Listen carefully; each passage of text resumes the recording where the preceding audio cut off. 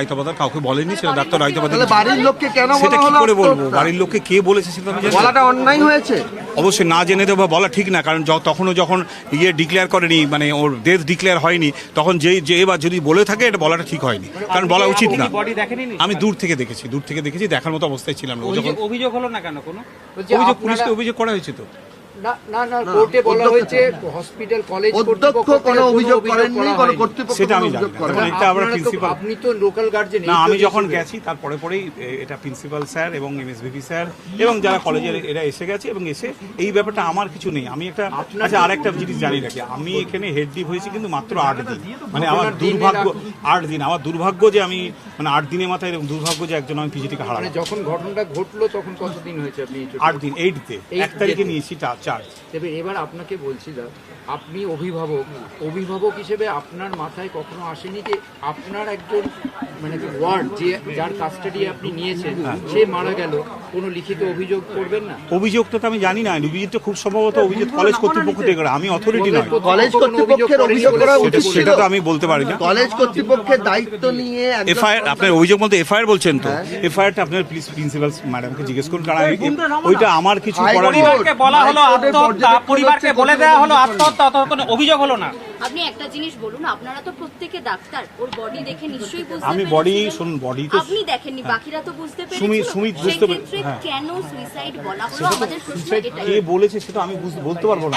সঞ্জয় রায়, তাহলে অ্যাসিস্ট্যান্ট সুপারকে জিজ্ঞেস করুন, অ্যাসিস্ট্যান্ট সুপার বলেছি কি বলেন। বাবা নাম করেছেন, অ্যাসিস্ট্যান্ট সুপারের নাম করেছেন বাবা বলেছেন, দৈপায়ন বিশ্বাস তাহলে অন ক্যামেরা বলেছেন এই নাম। দৈপায়ন বিশ্বাস তার একজন মেল হয়ে গেল। ওটা যে ছিলেন অ্যাসিস্ট্যান্ট সুপার, আমার কাছে যিনি ছিলেন, ফোন নাম্বার দেওয়া ছিল, তিনি মহিলা, কিন্তু তিনি পুরুষ নয়, তিনি মহিলা। এবার কে মহিলা বলেছে বা এটা তো ওদের কাজ, কতগুলো কাজ না। অ্যাসিস্ট্যান্ট সুপার ফোন করেছিলেন, মহিলা অ্যাসিস্ট্যান্ট সুপার কাছে যখন ফোন নাম্বার চাইছি, ফোন নাম্বার চেয়ে তখন মহিলা অ্যাসিস্ট্যান্ট সুপারকে তখন আমরা ফোন নাম্বারটা দিয়েছিলাম, দিয়ে তখন হ্যাঁ তখন আমার অবস্থা ছিল না বলে আবার কারুর। উনি বলেন, আমি বলিনি অ্যাসিস্ট্যান্ট সুপার বলেছিলেন থেকে যে আমি যতটুকু শুনেছি, আমার শোনার মতো অবস্থা ছিল না, যে এরকম খুব অবস্থা খারাপ, আপনারা তাড়াতাড়ি চলে আসুন। এরপর আমি ওখান থেকে বেরিয়ে আসি, ওখান থেকে বেরিয়ে আসার পর এবার পরে ফোন করেছে বা দৈপায়নে কি বলছেন সে ঘটনা যে ওখানে ঘটতে পারে, আপনি তো অনেক দিন ধরে বিভাগে আছেন, বিভাগীয় প্রধান নয় না, সিকিউরিটির অভাব কখনো অনুভব করেননি?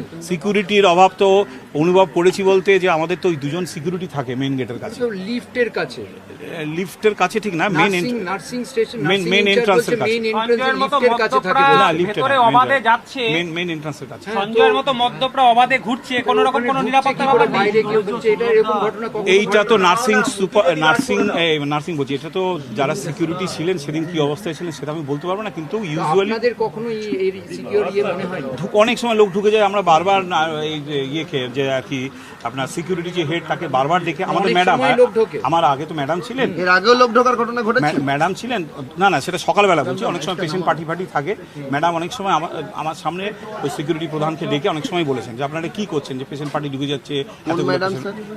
আমি তো বললাম 1 তারিখ থেকে জয়েন করেছি, 31 তারিখ অবধি এখানে যেটা ছিলেন ডক্টর সুস্মিতা কুণ্ডু, উনি ছিলেন। সুতরাং ওই ব্যাপার ওনার সময় উনি কি করেছেন, লিখিত দিয়েছিলেন, এটা তো আমি বলতে পারবো। এখানে হিউম্যান রাইটসের কি জিজ্ঞেস করলে এই ঘটনা? ওই আমি যতটুকু দেখেছি, আসলে হিউম্যান রাইটসের যেটা ইয়েটা ছিল, সেটা আমার শুধু ছিল না, একসঙ্গে বসিয়ে রেখেছিলেন হিউম্যান রাইটস, আমি বলতে পারছি না।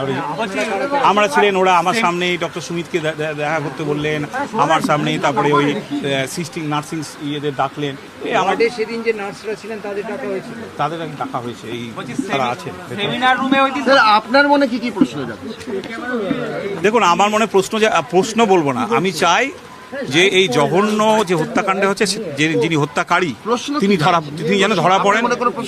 প্রশ্ন নেই, এটাই তো বড় প্রশ্ন, যে কিভাবে সেটা স্যার পোস্টমর্টম আমি দেখিনি, এটা পোস্টমর্টমের লোকরা ভালো বলতে পারবে। দেখুন, আমি আবার বলছি, আমি ওই মৃতদেহ দেখতে পারিনি, আমি দূর থেকে দেখেছি, সুতরাং ওইখানে আমার পক্ষে বলা সম্ভব না 1জন ছিলেন না 2জন ছিলেন, কি করেছেন দেখে কি মনে হয় সেটা আমি ঠিক বলতে পারবো। লেডি ডাক্তার ওই সেমিনার রুমে কটা নাগাদ গেলেন, এবং সেমিনার রুমে তো ক্লাস হয়েছিল, সেমিনার রুমে সেদিনকে ধরুন আনুমানিক 4টে অবধি ক্লাস হয়েছিল, তারপর তো ক্লাস শেষ হয়ে যায়, দুপুরবেলা ক্লাস হয়, তারপর আমি দেখুন তালা চাবি তো আমি একটা হেড দেবো না, ওটা যে যে দায়িত্ব সে করেছে, কোনো তাই না? রেজিস্টার মেনটেন করেন না কি সেন্টার চাবি নিয়ে সেটা গেল হঠাৎ সেটা নার্সিং যিনি ব্লক নার্সিং আর কি সেটা বলতে পারবেন, এটা তো আমার কাজ নয় যে নার্সিং এর সিসি কে ক্যামেরা কোথায় কোথায় ছিল? সিসি ক্যামেরা ছিল ওখানে ঢুকার মুখে একটা সিসি ক্যামেরা ছিল, আর ক্যামেরা ছিল কিনা আমি বলতে পারবো না, কারণ এটা সিসি ক্যামেরা তো আমার পার্ট নয়, এটা হসপিটাল অথরিটি যারা অ্যাসিস্ট্যান্ট।